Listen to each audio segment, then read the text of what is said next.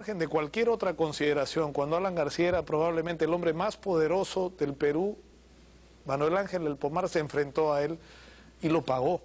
Lo persiguieron, lo acusaron de mil cosas, ordenaron su captura y este chico defendía a su papá. Se llamaba Martín del Pomar.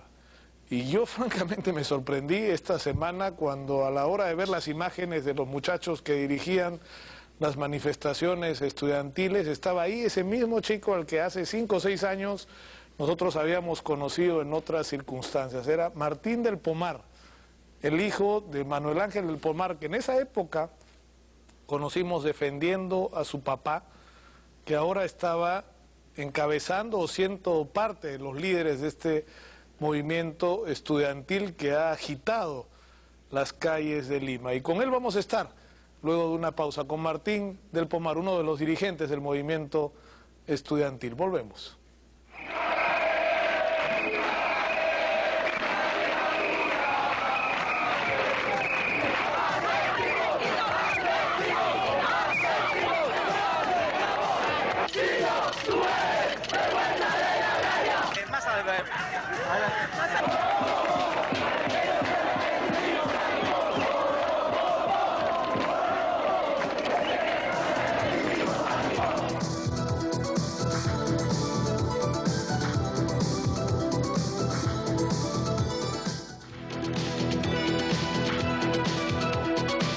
Bueno, y ahora sí estamos con Martín del Pomar. Buenas noches, bienvenido Martín. Buenas noches, Nicolás.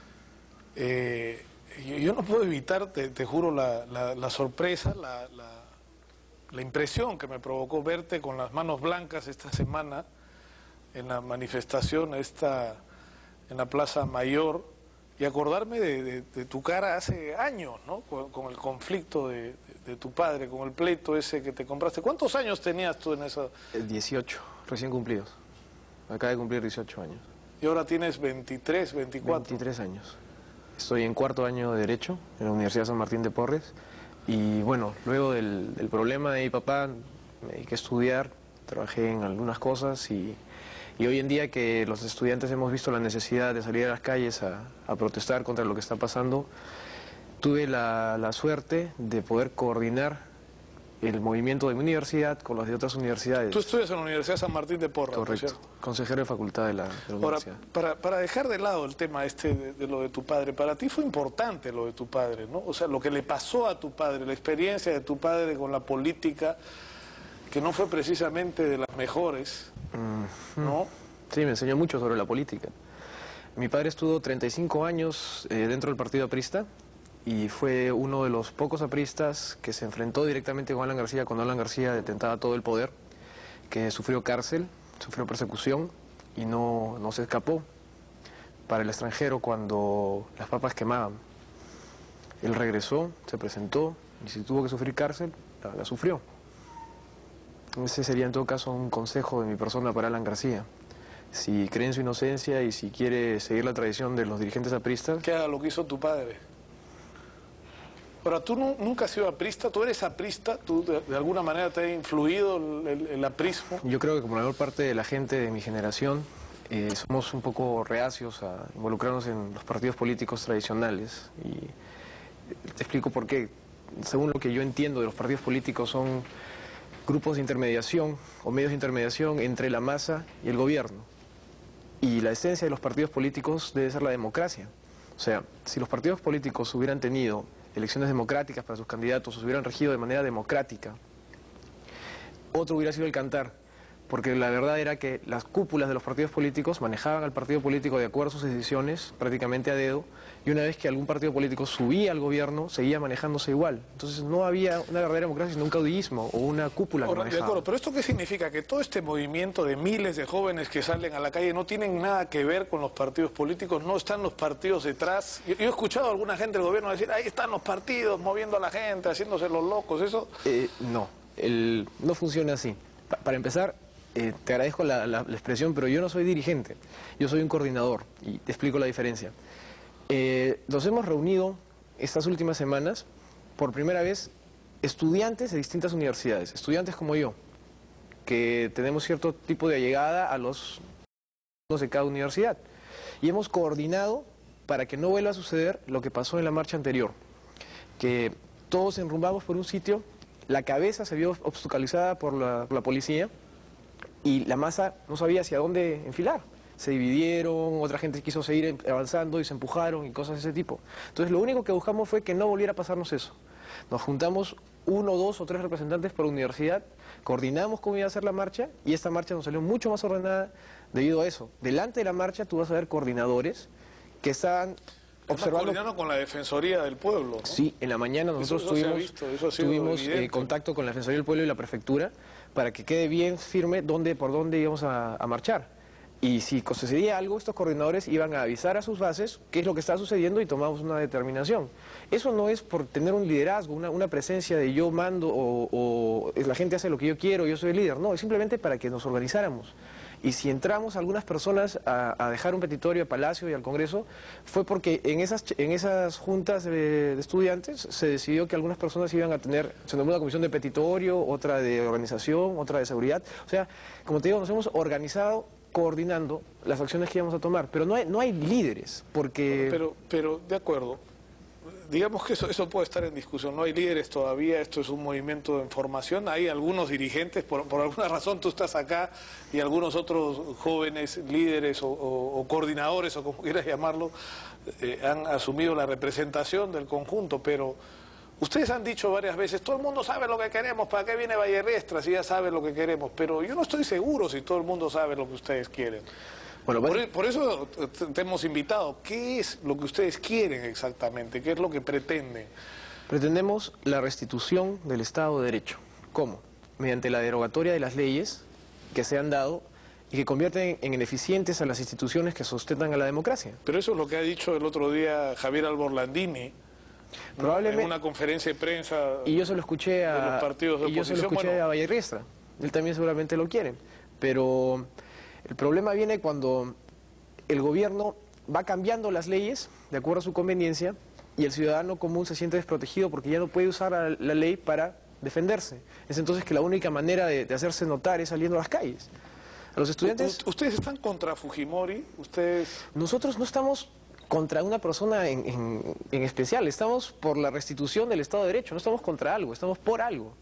Queremos que, por ejemplo, el Tribunal Constitucional, que debido al apetito reeleccionista del presidente fue vulnerado, se restituya. Todos los días salen leyes nuevas y no sabemos si todas están de acuerdo con el espíritu de la Constitución. Tenemos un Tribunal Constitucional con solamente 4 magistrados, cuando deberían ser 7, y por ende no podemos declarar inconstitucionales algunas leyes que abiertamente lo son, como algunas de las últimas que han sacado. Pero ¿ustedes le reconocen algún mérito? Yo sé que no puedes hablar a nombre de todos los jóvenes, pero de alguna manera las cosas que tú piensas personalmente pueden expresar lo que siente y piensa mucha gente joven. ¿Tú no le reconoces algún mérito al presidente Fujimori? Yo le diría al presidente que la mayor parte de los jóvenes que han salido ahí tenían mucha fe en él y que le reconocen muchos méritos, la estabilización de la economía, desgraciadamente con muchos errores, pero también el haber terminado con el terrorismo. Pero está borrando con una mano lo que ha hecho con la otra. Entonces, si el presidente de verdad quiere dejar un país fortificado, debe fortalecer las instituciones. Si el presidente quiere realmente hacer algo distinto a lo que han hecho los políticos tradicionales, que deje un país con instituciones sólidas, que permita que el Poder Judicial sea autónomo, sea independiente, que no esté lleno de jueces provisionales que son dirigidos por la Comisión Ejecutiva, sino que nombre jueces titulares, que tengan todos los derechos que tiene un juez reconocido, que le permita al fiscal de la Nación continuar con el dominio sobre el Ministerio Público que siempre ha tenido. O sea, ¿pero no se parece esto mucho a lo que la oposición dice contra el gobierno? O sea, ¿cuál es la diferencia con el discurso de Fernando Olivera, por ejemplo? Que Fernando Olivera, digamos, tiene un pasado, ha estado o sea, él ha tenido siempre participación política, pero no ha logrado mucho. La cosa sigue prácticamente igual. O sea, yo no quiero hacer un deslinde con ningún grupo de oposición. En esto, más bien, hay una unificación de criterios. Todos queremos lo mismo.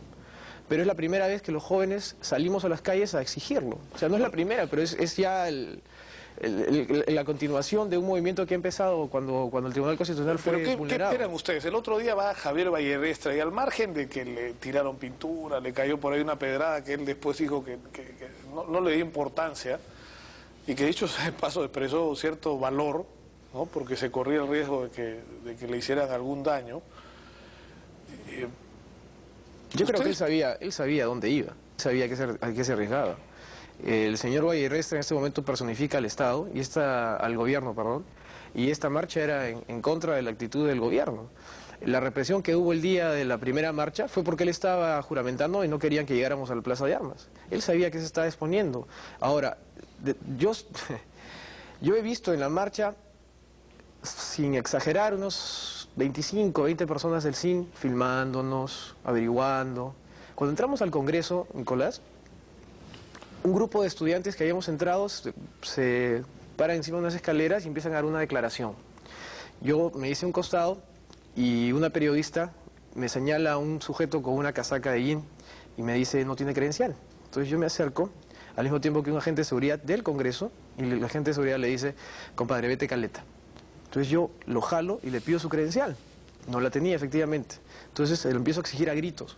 Entonces los periodistas voltean, lo empiezan a filmar, yo lo trato de sujetar. El tipo tenía un revólver dentro del Congreso, no tenía credencial, no tenía ningún pase de seguridad, era un infiltrado que estaba ahí filmándonos entre los periodistas. Lo hemos querido sujetar, la seguridad del Congreso no quería tocarnos porque la plaza estaba repleta de gente. Si nosotros salíamos con un moretón o con un arañazo, la cosa se iba a poner peor. Y al tipo nos lo han sacado, o sea, nosotros no lo... rescatado, digamos. Y lo han escondido. Ahora, pero... ¿Por qué no podía haber alguien del Servicio de Inteligencia que provocara este tipo de agresiones contra Vallerriestra? Al final, la película la iba a hacer él. Ahora, sin embargo, al asunto de fondo al que voy yo, va Vallerriestra, es un gesto positivo de su parte, pero la pregunta es, ¿están ustedes dispuestos a sentarse con él o con quien sea del gobierno para discutir, para conversar la posibilidad de un entendimiento? Yo acepto, ya, usted dice que no hay dirigentes, hay coordinadores. Los coordinadores del movimiento estudiantil se sentarían con gente del gobierno para hablar, para ver qué es lo que ustedes piden exactamente y en qué medida eso puede ser aceptado o no. Yo creo que su actitud definitivamente al darnos las garantías fue la correcta. Creo que no debió ir, pero creo que su actitud al darnos garantías que se dieron, porque la policía no tuvo problemas con nosotros, fue la correcta. Y sí creo que nosotros estaríamos dispuestos a conversar con él. En definitiva, un representante o dos de cada universidad definitivamente quisiera ir, exponerle, y creo que coincidimos en muchos aspectos. O sea, él tiene muchas posturas parecidas a las nuestras, pero como yo he dicho antes, no es que lo que él dice sea mentira, sino que todavía no es verdad. Entonces, mientras él no dé demostración en los hechos de que puede realizar algunos cambios, sentarnos a conversar sería decirnos lo mismo. Ahora, ¿ustedes qué van a hacer? Ha habido 2 marchas en los últimos días. ¿Ustedes van a seguir haciendo marchas? ¿Ustedes qué es lo que pretenden? Nosotros que ya logramos la unión de las universidades particulares, de los institutos, de las universidades privadas, de las universidades nacionales e incluso de algunos colegios, no queremos que eso quede en nada. Queremos seguir coordinando, organizándonos, viendo qué sucede.